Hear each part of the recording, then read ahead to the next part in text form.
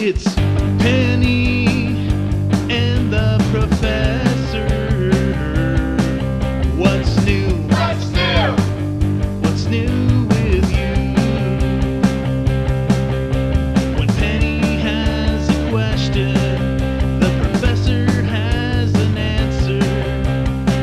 She likes to help out everyone. That curious penguin asks all the right questions to help us all learn right along. It's Penny and the Professor. It's Penny and the Professor. Here's Penny.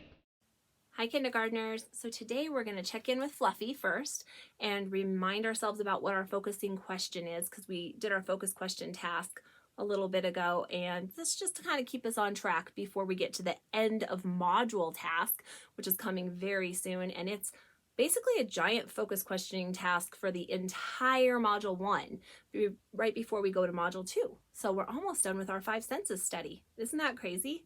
I think it's crazy. All right, here we go. Our focusing question is, how do our senses help us learn? From Rap-A-Tap-Tap. So Fluffy has been asking this question for the whole time of Rap-A-Tap-Tap, and he wants to know, how do our senses help us learn from Rap-A-Tap-Tap? Well, I was just thinking about when we used a video of Bojangles step dancing on the steps, on the stairs. Do you guys remember that? And so we used our sense of hearing and our sense of sight to really get into that dance and see what he was doing. Some of us even used our sense of touch to kind of tap along and dance along. Now here's my question. What if we had only had that video to watch and we had never had the story?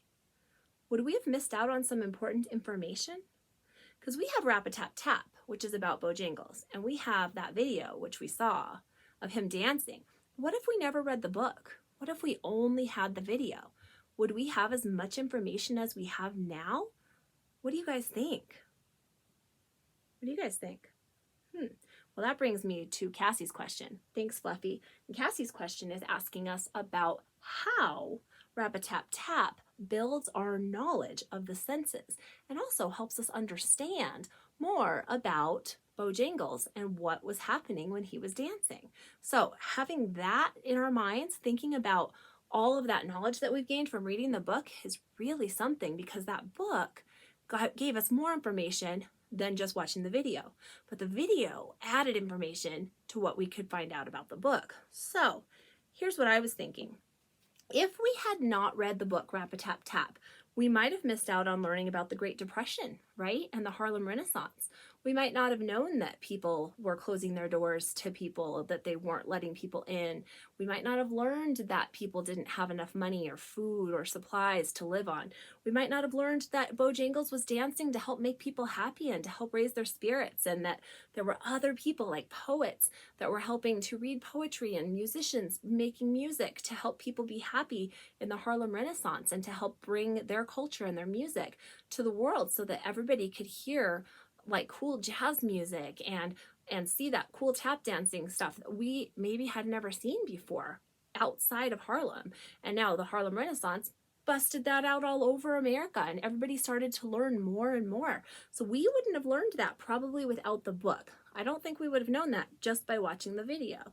We might have also missed all the people he would greet, right? You know, those pictures where he would smile and greet people. We might have also missed all of using our senses in so many different ways.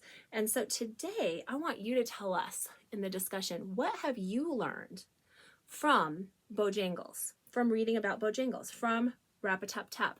What have you learned about using your senses, or about Bojangles, or about the video and the book and how they work together? Just tell us your thoughts on what you've learned from our study so far.